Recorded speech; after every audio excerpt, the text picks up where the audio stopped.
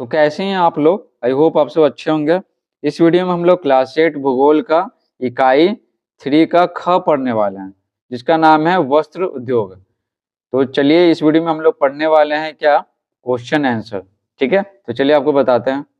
तो ये देखिए यहाँ पर ये रहा अभ्यास के प्रश्न, बहुविकल्पिक प्रश्न, कई सारे विकल्प दिए हुए हैं 4, और सही विकल्प को चुने। तो ये सब चीज दिया हुआ, ये सब बहुत ही गंदा लग रहा है, तो आपको बताते हैं ना पीडीएफ से। तो देखिए टेक्सटाइल का मतलब होता है, तो टेक्सटाइल ये कपड़ा से संबंधित है, तो क्या हो जाएगा बुनना। ठीक है, देश में कपड़े की मिल सबसे पहले लगाई गई, कपड़े की मिल सबसे पहले ना कोलकाता में लगाई गई।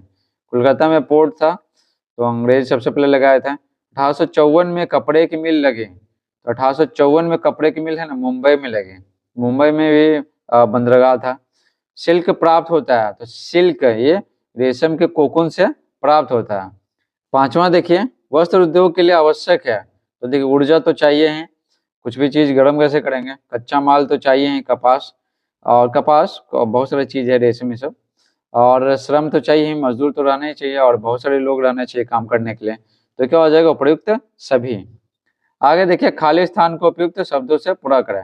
भागलपुर शहर रेशमी वस्त्र उत्पादन के लिए प्रसिद्ध है। रेशमी, सूती वस्त्र उद्योग एक क्या है, एक कुटीर उद्योग है। ठीक है, कुटीर उद्योग। कपड़ों की बुनाई को क्या कहते हैं, टेक्सटाइल कहा जाता है। ढाका है ना, ढाका बांग्लादेश की राजधानी ढाका, ये मलमल के लिए प्रसिद्ध है। ठीक है, प्रसिद्ध है मलमल के लिए। अहमदाबाद को भारत का क्या कहते हैं, मैनचेस्टर कहा जाता है। अहमदाबाद को, अहमदाबाद कहाँ, गुजरात में। आप देखिए निम्नलिखित प्रश्नों को उत्तर दें अधिकतम कितना, 50 शब्दों में। तो देखिए पहला, प्राकृतिक रेशे क्या है। तो देखिए जो रेशे प्राकृतिक रूप से अर्थात भेड़ों, बकरियों और रेशम के कोकून और रेशम के कीड़ा के कोकून तथा पौधों से तैयार किए जाते हैं, उसे प्राकृतिक रेशे कहा जाता है। प्राकृतिक यानी क्या, ये पेड़ पौधों से प्राप्त हो। ठीक है, पेड़ पौधों से, जैसे कपास मिलता है ना, या फिर जीव जंतु से प्राप्त हो। जीव जंतु जैसे खरगोश हो गया, बकरी हो गया। ठीक है, और पश्मीना बकरी और भेड़ हो गया, ये सबसे। मानव निर्मित रेशे का नाम लिखें। मानव निर्मित रेशे का था ना, वैसे रेशे जो प्रयोगशाला में बनाया गया मानव के द्वारा। तो मानव निर्मित रेशे का नाम क्या है, नायलॉन हो गया। नायलॉन, पॉलिएस्टर, एक्रोलियम हो गया, रेयॉन हो गया। ठीक है, तो नायलॉन, रेयॉन, पॉलिएस्टर, एक्रेलिक भी बोलते हैं। मशीनों से कपड़ों का उत्पादन सस्ता होता है, क्यों। तो देखिए मशीनों से कपड़े बनाने में ना कम समय लगता है, इसमें मजदूर भी कम लगते हैं, और बहुत अधिक मात्रा में कच्चा माल खरीदना भी सस्ता पड़ता है। ये सब बड़े से फैक्ट्री वाले क्या करते हैं, जब जब होता है जैसे कपास पास होता है, तो एक ही बार में बहुत ज़्यादा खरीद लेते हैं, तो कम दाम में मिलता है। मशीन से क्या होता है, कम समय लगता है, और कम मजदूर इसमें भाग लेते हैं, इसलिए मशीनों से कपड़े का उत्पादन क्या होता है, सस्ता होता है और जल्दी बनता है। वही अगर कोई करघा से बना रहा है या फिर ऐसे ही हाथ से बना रहा है, तो उसको काफ़ी समय लगता है और काफ़ी मेहनत लगता है, यही कारण है कि वो महंगा होता है। गर्म कपड़ों की थोक खरीदारी किस जगह पर होती है और क्यों। तो देखिए गर्म कपड़ों की थोक खरीदारी है ना, लुधियाना हो गया। ठीक है, और दिल्ली से होती है, क्योंकि वहाँ अत्यधिक मात्रा में क्या है, मील है, तथा कच्चा माल आसानी से उपलब्ध हो जाता है, जिससे कपड़े कम कीमत पर उपलब्ध हो जाते हैं। ठीक है, तो ये सब कहाँ, ये सब कपड़े आपको मिलेगा लुधियाना में और दिल्ली में। आगे देखिए निम्नलिखित प्रश्नों को उत्तर दिया अधिकतम कितना, 200 शब्दों में। तो देखिए वस्त्र उद्योग की स्थापना में सहायक कारकों का वर्णन कीजिए। वस्त्र उद्योग, तो पहला तो है क्या, कोई फैक्ट्री के लिए क्या कच्चे माल की उपलब्धता, तो नहीं कच्चा माल वहां पर मिलेगा कि नहीं, तब ना वो कोई नई चीज बनेगा। तो देखिए वस्त्र उद्योग हेतु कच्चे माल की उपलब्धता महत्वपूर्ण कारक है। कच्चा माल मिलेगा कैसे, अगर सूती वस्त्र कर रहे हैं तो कपास की खेती आसपास होना चाहिए।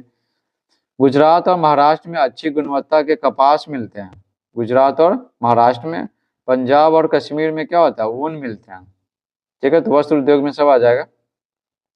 दूसरा देखिए, दूसरा है परिवहन की सुविधा।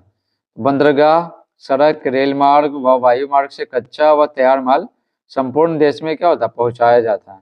तो यहाँ पर मान लेते हैं कि अगर हम फैक्ट्री लगा लें, ठीक है, यहाँ पे अगर हम फैक्ट्री लगा लें और यहाँ पर मान लेते हैं कि समुंदर है। ठीक है, तो बस ये बहुत फायदेमंद है। समुद्र मतलब क्या है, यहाँ पर बंदरगाह है। बंदरगाह, यहाँ पर बड़ी बड़ी नावें रुकती हैं, ठीक है, पानी के जहाज रुकते हैं। तो बस यहाँ से क्या होगा, यहाँ चला जाएगा नाव पे, और फिर दूसरे राज्यों में पानी की सहायता से, जलमार्ग की सहायता से या दूसरे देशों में भेजा जाएगा। पूंजी की उपलब्धता देखिए, पूंजी के बिना तो उद्योगों की कल्पना भी नहीं कर सकते हैं, पैसा तो चाहिए ना। तो मुंबई हो गया, कोलकाता हो गया, अहमदाबाद जैसे स्थानों में पर्याप्त पूंजी निवेशक उपलब्ध हैं। ये बड़े बड़े शहरों में ना पूंजी निवेशक होते हैं, ये सिर्फ अपना पैसा लगाते हैं, ठीक है। और फिर क्या, फिर जो भी प्रॉफिट होता है उसमें से हिस्सा लेते हैं। श्रम की उपलब्धता देखिए, कलकत्ता की मिलों के लिए न मजदूर बंगाल हो गया, बिहार, उड़ीसा, उत्तर प्रदेश और असम से उपलब्ध होते हैं, जिसके कारण इस उद्योग को विकसित होने में सुविधा हुई है। काम करने के लिए मजदूर होना चाहिए पर्याप्त संख्या में, और फिर क्या, फिर ज़्यादा मजदूर होंगे पर्याप्त संख्या में तो बस वो पैसा भी कम लेंगे ना, मजदूर कम कीमत पे उपलब्ध होंगे। अब देखिए विस्तृत बाजार की उपलब्धता, बड़ा सा बाजार होना चाहिए। जैसे देखिए दिल्ली, कलकत्ता हो गया, लुधियाना हो गया, कानपुर हो गया इत्यादि में स्थापित वस्त्र उद्योग की इकाइयां ना बाजार के आधार पर ही विकसित की गई है, कि आसपास क्या बहुत बाजार है, बहुत जनसंख्या है लोगों का, तो जो वस्त्र उद्योग बनाया जाता है, जो भी कपड़े तैयार होते हैं तो इन बाजारों में बिक जाते हैं। भारत के सूती वस्त्र उद्योग का विवरण दीजिए। सूती वस्त्र उद्योग, तो देखिए भारत का सूती वस्त्र उद्योग है ना, अंतर्राष्ट्रीय व्यापार का लगभग 1/4 भाग है, ठीक है। अंतर्राष्ट्रीय व्यापार का लगभग में बोला गया 1/4, ठीक है। भारत में कपड़े का उत्पादन लगातार बढ़ता जा रहा है। एक तो भारत की जनसंख्या बहुत ज़्यादा है, तो कपड़े तो ज़्यादा चाहिए ही, और साथ ही साथ जो अच्छी क्वालिटी के कपड़े होते हैं ना, तो उनको विदेशों में एक्सपोर्ट करते हैं। वर्ष 1950 से 1951 में 4 अरब वर्ग मीटर कपड़ा तैयार किया गया था। 4 अरब वर्ग मीटर कपड़ा, ठीक है। एक वर्ग मीटर होता है क्या, जैसे एक मीटर, 1 मीटर क्या होना चाहिए, लंबाई होना चाहिए, 1 मीटर चौड़ाई होना चाहिए।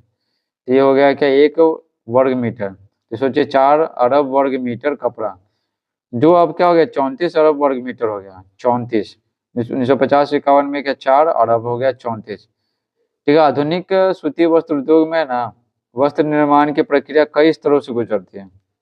क्या, शुरू में मशीनों द्वारा कपास से क्या होता है, बीज निकाले जाते हैं। कपास की खेती होता है ना, तो सबसे पहले कपास से बीज निकाला जाएगा, जिसको क्या कहते हैं, गिनिंग कहते हैं।